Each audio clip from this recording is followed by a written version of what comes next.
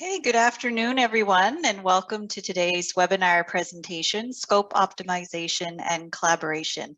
My name is Kathy Arsenault. I'm the practice consultant for the Association of New Brunswick Licensed Practical Nurses, and I'll just be serving as moderator for today's presentation. So once again, we want to wish you all a very happy nursing week. On behalf of ANBLPN, we did just want to take a moment to wish you all a very happy nursing week.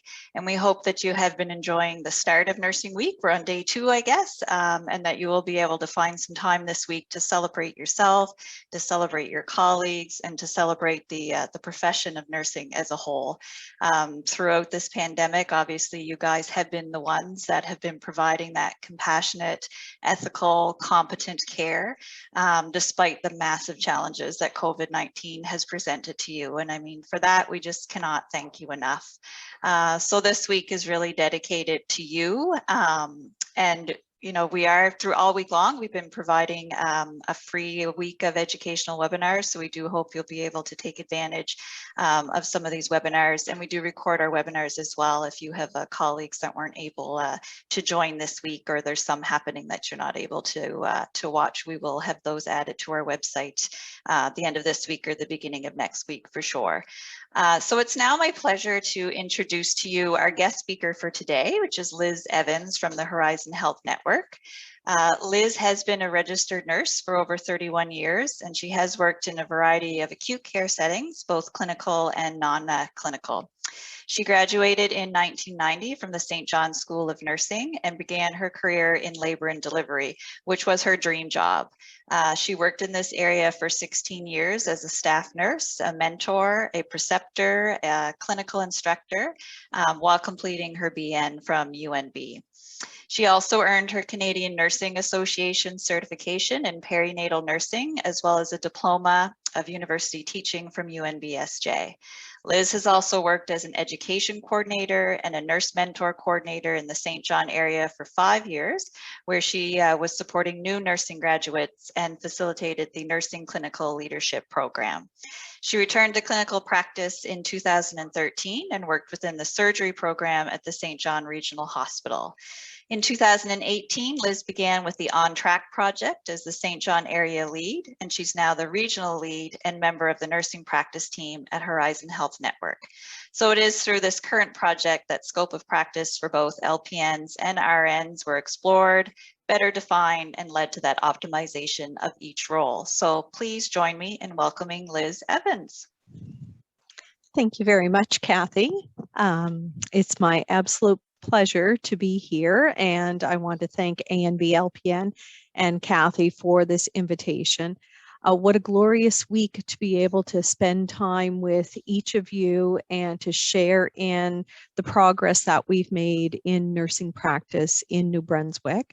And, you know, for me, nursing has been a calling, a vocation, and a career choice that I am immensely proud of, and feel blessed every day that I've had an opportunity to spend time caring for patients and caring and working with colleagues. You know, I just can't say enough. It's been a true blessing and a fulfilling career for sure. So congratulations to each and every one of you, and please do take time to celebrate the work that you've done and the education that you're able to participate in this week. So today I'm going to share some information in relation to scope optimization, as you can see, in collaboration in nursing.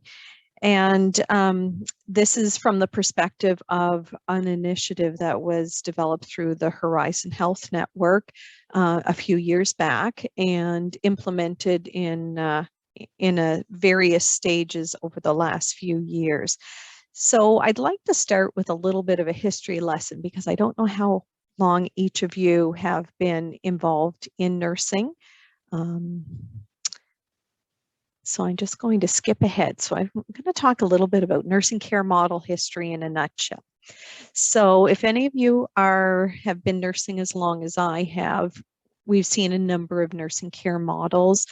and how we provide care over the last few years. So, there was a time when, let's say acute care facilities had mainly RNs on the units working with phenomenal RNAs. We had RNs from the diploma program, BNs from, university, and RNAs from the colleges. And then as time progressed and education and technology and awareness about the needs of our patient population, so did the nursing role evolve. So to where we are now, and even how we're going to be moving forward as far as how we deliver care. And when we think back to nursing care and, the approaches that we used, whether we were in a team or a pod or a paired approach, we often think about, we identify ourselves based on the specific tasks that we do or what we did differently. And sometimes that's how we really defined ourselves. So to give you an example, up until a few years ago in acute care, until OnTrack came along, RNs were the ones that administered medications. And, that became, a little bit of how we defined ourselves in the med nurse. But we know that that's not relevant and real any longer. We know that that is absolutely and has been a part of the LPN scope for a number of years now. So it's really about moving away from specific tasks that we complete that identify, but really what do you bring to the role? And we think about things in the past of, assignments were done in a shared assignment, so that if we had both an RN and an LPN sharing a patient assignment, the acuity of the patient didn't really factor into the equation because, you had both scopes of practice present. As well, when you use a team approach, sometimes you use what we call a divide and conquer approach to providing care. And again, about completing the task, checking those tasks off. Have we got this done? Have we got that done? Did you do your part? Yes, I did my part. And, kind of using that checklist approach.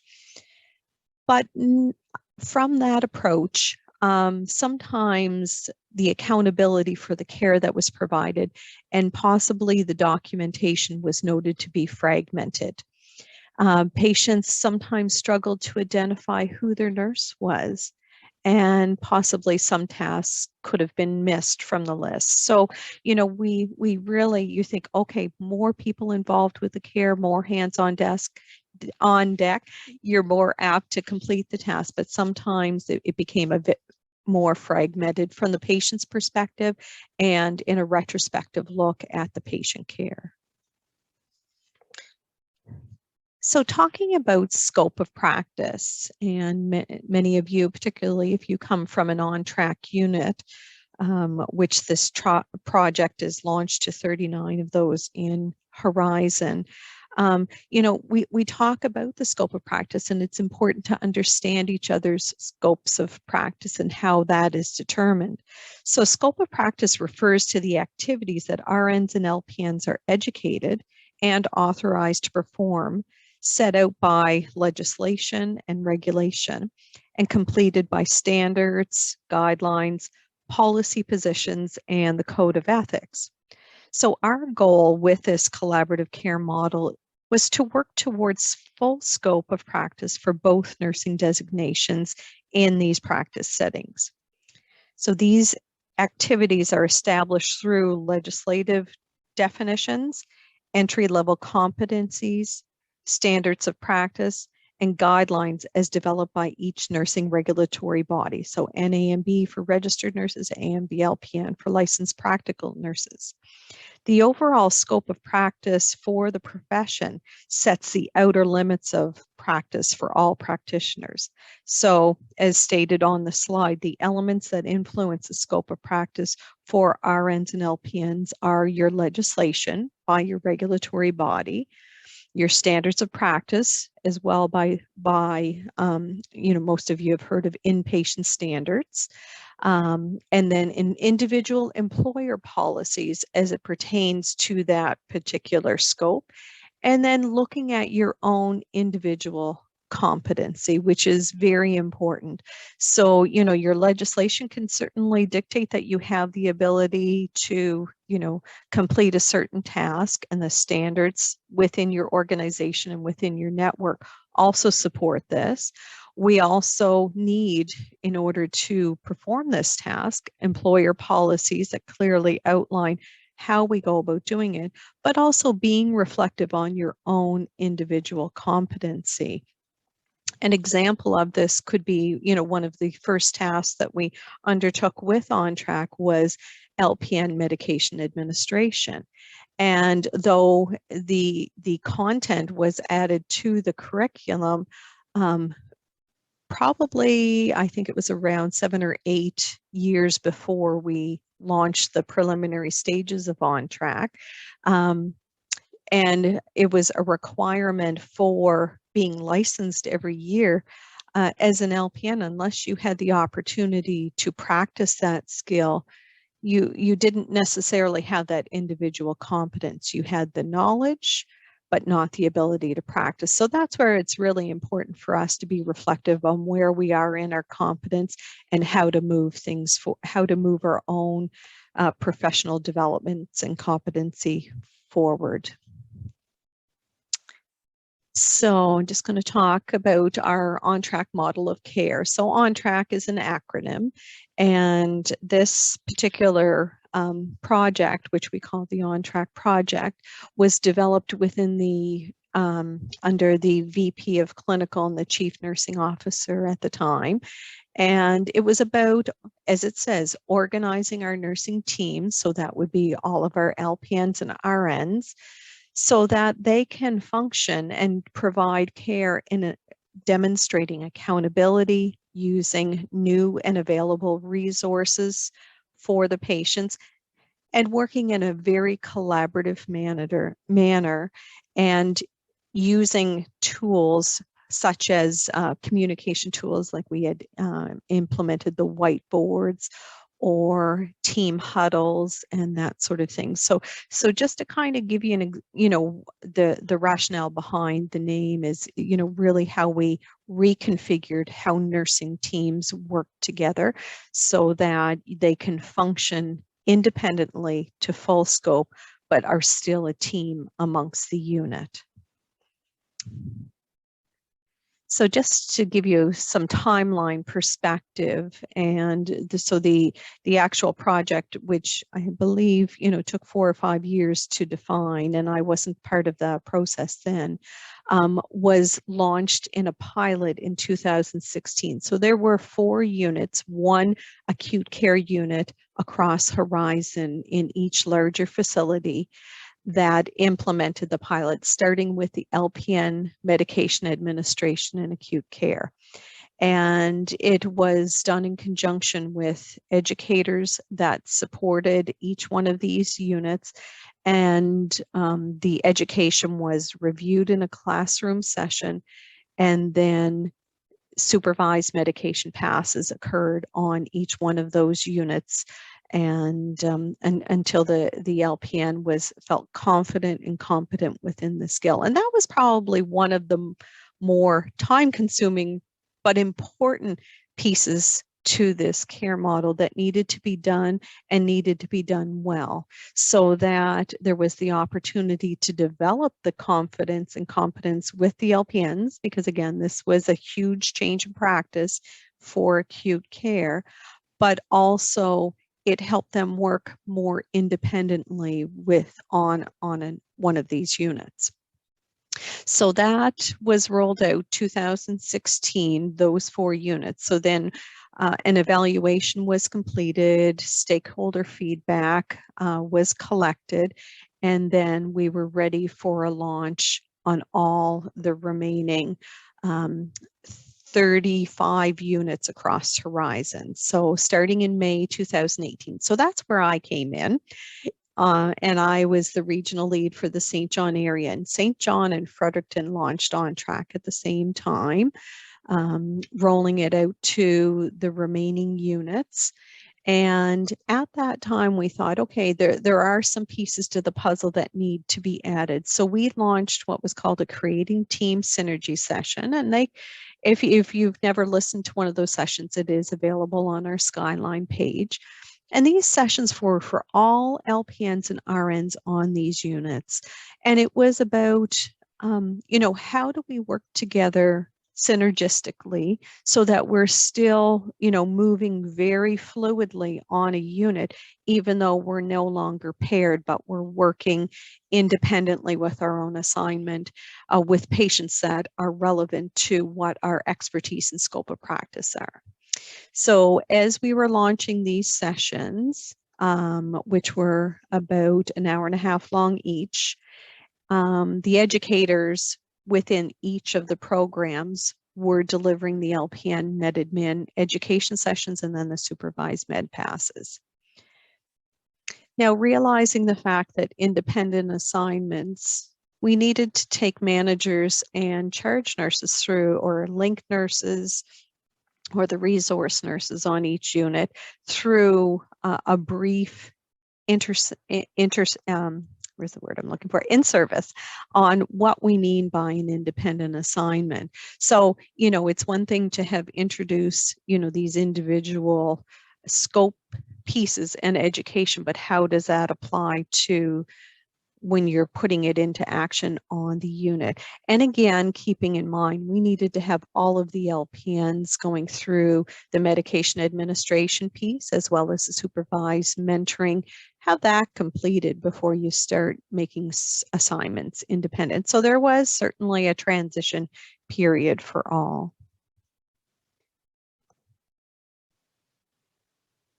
Oh, my arrows.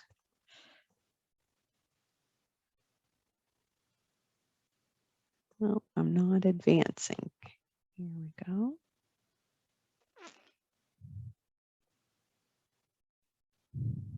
There we go. We're on to the next page. So some of the other components besides, the med admin piece and the independent assignment piece was also team huddles. And that's where the collaboration and communication comes in amongst the staff. So with huddles, we encouraged each unit to meet at a fairly consistent time, just to kind of review, do a check-in, and see how each other is doing. And because we didn't have that kind of paired structure any longer, what I did find, I would say the average for my units here in St. John was about 11 o'clock in the morning, and they would come back together because their day had already gotten started, and so they would kind of come back again. And it wasn't about doing report all over again, but really just that really good check-in, and how are you doing, how are you managing, and is there anything that you need help with in relation to kind of time management and that sort of thing. As well, patient whiteboards were installed in all of the patients' rooms with an insert, and truly it was a communication board designed for patients and families, so that they could see, who's looking after them, identify what their focuses were, and in the end, we added what's called the EDD, or so the estimated date of discharge, so that everybody's clear on what the plan is for the patient for that particular day.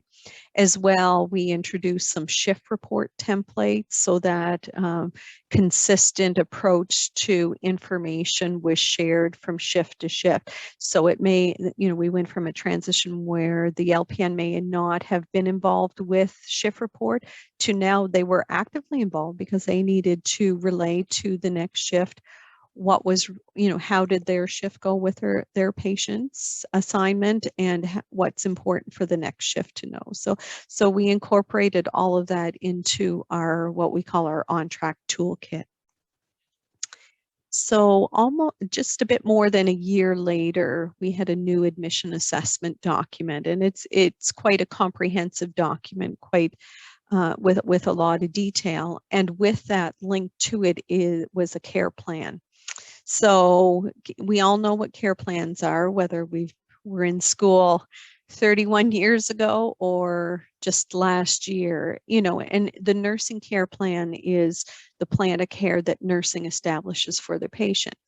Now, back in 2018, when Accreditation Canada evaluated our organization, that component was lacking. And so it was really important that we have the ability to document and capture what is the plan of care for this patient and how we can communicate that with each other. So incorporating these two documents together was really important. And I know you know, for many, it seemed like an arduous task to work through this document, but from it helped flesh out what were the priorities of plan of care for the patient without having to go back through a 13-page document, or in our current system, of which, you know, there's 4 different computer systems throughout Horizon. Each one of those looks a little bit different, but making sure that we're capturing the same information. So there was some education and mandatory e-learnings that were developed to help support this. On the heels of that, we rolled out order entry for LPNs. And for what this meant was, for some LPNs in facilities, let's say such as St. John, they needed to go back for more computer training. Working in an independent assignment, it was vital that they be able to receive orders from physicians, as they're the primary nursing professional for that patient. So having that ability was, you know, made perfect sense. So, you know, for some, we took them through the process and we reviewed then a brand new verbal and telephone order policy. We took that opportunity to go through that process with both RNs and LPNs throughout our OnTrack units. And then fast forward to May of last year. So 3 years after introducing LPN MedAdmin that included PO, SC, and IM routes of administration, we added the LPN IV MedAdmin piece. And all the while, you know, just so you're aware, we have worked really collaboratively with the educational partners to make, you know, to ensure that what we're delivering and what our expectations are mirror what the training that happens, and even the timeliness, so that organizations are aware, you know, such as NBCC needed to know what we were doing and when we were doing it, so that when the students reached the clinical setting, they had the opportunity to practice. Or sometimes we needed to say, can you wait a little bit, such as when our own LPNs were going through the MedAdmin process. We wanted to make sure all of the existing staff were trained before the students would come in and work towards that skill set. So that we've gone through many transitions in order to make this successful and happen within each one of our facilities. One of the foundational documents, and this comes from RNAO in Ontario, but it's called the 3-factor framework. And what this work does is it helps you identify how to create an independent assignment. And one of the very first factors is the patient and knowing the patient. And, you know, we know that on the continuum of patient care, there are some patients that the LPN can work with that patient independently with, you know, no question. They have the perfect match of complexity, predictability, and low risk for negative outcomes. And then you work towards, you know, maybe more somewhat acute care settings like family medicine, where the LPN or the RN work collaboratively to care for patients. In more high acuity areas like a step down unit and LPN scope of practice, they work increased collaboration with the RN, and then an RN practice within like a specialty area such as an ICU. That's where the RN scope of practice, where you're more likely to see RNs only in those areas. So looking at that patient factor, that's when it was really important to know your patient and know what their acuity is. So when we went through the exercise with nurse managers, And with charge nurses, I would say bring your patient assignment and let's go through the assignment looking at what the needs are of the patient and who is the right nursing professional to care for this patient. And that was, really an important exercise because it really helped you to look at the scopes, the appropriate scopes. We had a lot of scopes of questions, and some of it came down to tasks. And, we said, it's not about the tasks because a lot of the tasks were equally educated to perform these tasks with these patients, but it was really, who are you providing the care on? Is it a patient with low complexity, low predictability, and a low risk for negative outcome? Or is there more acuity to this patient? So you might be looking at the exact same task, but it's who you're doing the task on that makes all the difference. The next component is looking at your nursing professional. And this is huge. So knowing your professionals, are they an RN or an LPN? Are they a new grad? Do they have any additional or advanced competencies? Do they have a lot of experience in this area or any additional education? So, to give you an example, I have a background in obstetrics and a longstanding specialty in that area, but I suddenly was working in day surgery and caring for male patients. First time in 24 years that apart from caring for a neonate. So I suddenly went from being an expert in one area, after 16, 17 years to working in another area. And I relied very heavily on the LPNs and RNs around me, though I had 24 years of experience, but I was suddenly a novice.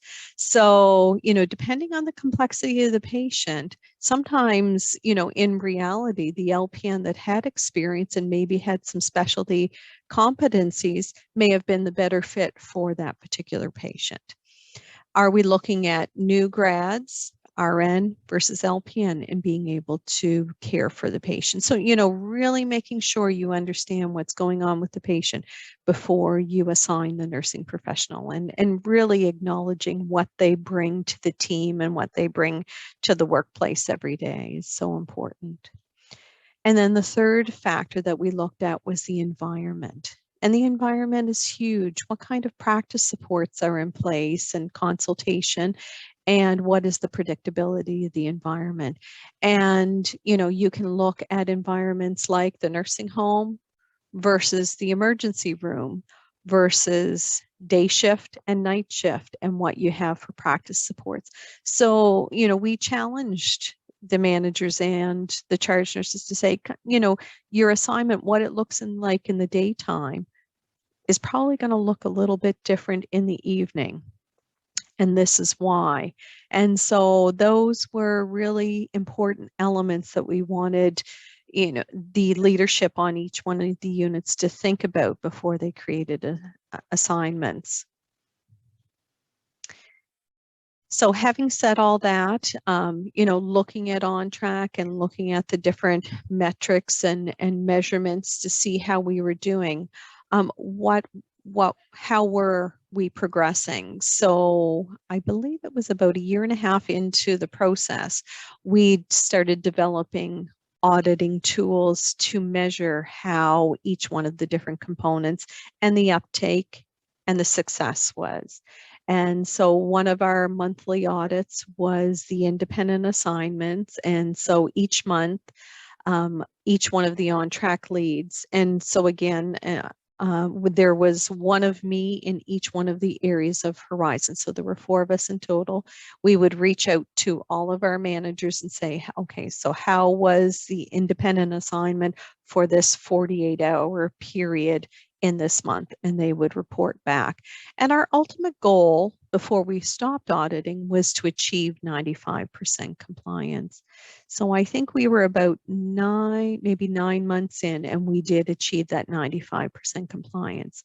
Patient whiteboards, again, the different individuals were assigned the task for going in and doing a spot check just to see how the patient whiteboards were completed.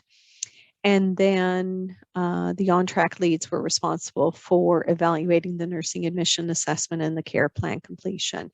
And so some of those were done manually and some of them were done automated. And we would report back these particular metrics every month. And we had an OnTrack steering committee that we reported these to. And as I mentioned, we achieved the independent assignment piece. Compliance was the first goal that we achieved 95%. Patient whiteboards, we had some areas that, thrived on that and took it and ran with it. And the same with admission assessments and care plans.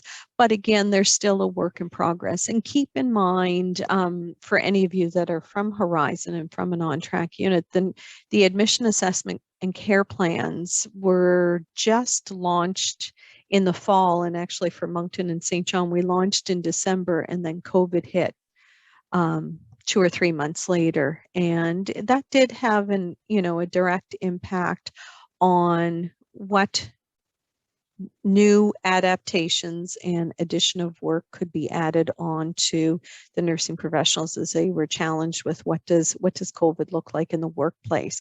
So, we acknowledge that and we know that it is still a work in progress. So that's kind of OnTrack in a nutshell right now. So as far as collaboration, we know 2 or more people working together make a team. Working together is a process, and working together with shared goals has a purpose. And that fits with Horizon's vision for exceptional care, every person, every day. And so as you can see on the slide, we have this house, and this house was one of the symbolic frameworks or blueprints that we used for OnTrack to make sure that our project aligned with Horizon's vision in order to, to move forward and to ensure that we were, providing, keeping in line with the vision for the organization. And I'm just flipping through, Kathy, and I realize I forgot to stop for the poll question. I don't know if now is a good time. Are you able to activate that poll question? Yep, I was sitting here ready and you scooted right by. So I kept right on talking. Sorry. That's okay. We'll just launch that poll right now. If you guys can just watch your screens here, there's just a question that Liz wanted to poll you to, and then just let you know that we don't see your name when you answer. It's just going to come in as a percentage, so you don't have to worry about your name being shown or anything. So the question is just asking, do you feel you have the opportunity to work to full scope on your unit or with your organization? So it's just a yes or no. So I'll give you about 10-15 seconds to answer that, please.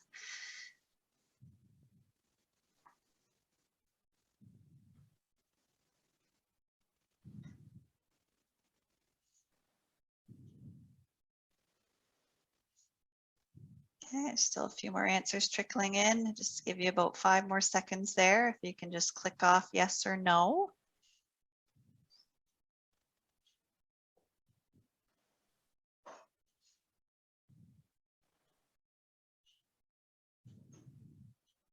I'll do a 3, 2, 1. Okay, so I'm just going to share those results with you. So as you can see on your screen there, 61% of you are saying yes, that you do feel you're giving the opportunity to work to full scope, and about 39% of you don't feel that you're being given that opportunity. So I'll just take that down and you can continue on. Liz, you might just have to click the presentation again just to gain the controls back. Okay, just gonna. Perfect. Thanks very much, Kathy. And looking at those results, pretty much what I was expecting to see. And again, we don't know what the demographic of the audience is today, other than LPNs throughout New Brunswick. And so it is great to see those results, and kind of seeing the yes and no shifting back and forth. I'm glad we arrowed a little bit more on the yes side, but certainly there is work to be done, and that segues into my next slide of what our next steps are. And so looking at optimizing scopes for both LPNs and RNs will continue, and this comes from our nursing leadership here at Horizon. So and also looking at areas beyond acute care will be explored. So looking at areas in the community and what that could look like, and how the scope of the LPN could be better utilized in those environments. And that Horizon is committed to optimizing these roles. And because really it's about, the end result is about enhancing the quality of care for the patients, the accessibility, and improved outcomes. So, I can't say enough. It has been an absolute pleasure and delight working with frontline RNs and LPNs as they embrace, the changes that are required to help support all of our facilities and the patients of New Brunswick. Some of the other work that is being done, within Horizon to support nursing include, and it's something that I'm currently involved with, is the IN recruitment. So the Internationally Educated Nurse Recruitment Project, which has begun, and looking at that because we know that there's nobody in this province that doesn't know that we are going through a very significant shortage in nursing professionals. And so I ask all of you, that have the opportunity to work with any of the INs that are coming to New Brunswick, to support and to mentor them. They are going to be a valuable resource. But they have much adjustment to do. And if you can think back to when you were new and entering nursing, and even how it's advanced, they're coming from an entirely different country and making that transition to Canada and to New Brunswick. And what better place to come to? And we all have that important role to support and mentor and coach each other. And as well, for those of you that have not heard, there will be the return of 6.5 nurse mentor coordinator positions throughout Horizon to support new nursing professionals, graduates, internationally educated nurses, and their mentors. And as well, we have a new, and she'll be starting at the end of the month, an internationally educated nurse coordinator to help support that particular initiative. So just so you're aware that there are strategies and resources being added to help support both the recruitment and the retention of nursing professionals within this province. And I just have one more slide, and it's not moving along here. Oh, last week I had an opportunity. I didn't realize how hard it was to try to find pictures of nursing professionals dressed in the appropriate colors online without bothering anybody on the unit. But this is a team that is just awesome. 5C North, and they're a family medicine unit here at the St. John Regional Hospital, and they have been right from the very beginning back in 2018, just absolute rock stars when it comes to OnTrack and adopting all, there was never any real pushback. They just wanted to be able to work towards a full scope, and they are a very cohesive group. So they entertained my request for having their picture taken, even though they were going through a very busy day. So just want to acknowledge them and thank them. And that's the end of my presentation. Are there any questions for me? Perfect. Thank you, Liz. That was really great. I certainly appreciate you being here. So I was seeing lots of people were wishing each other a very happy nursing week.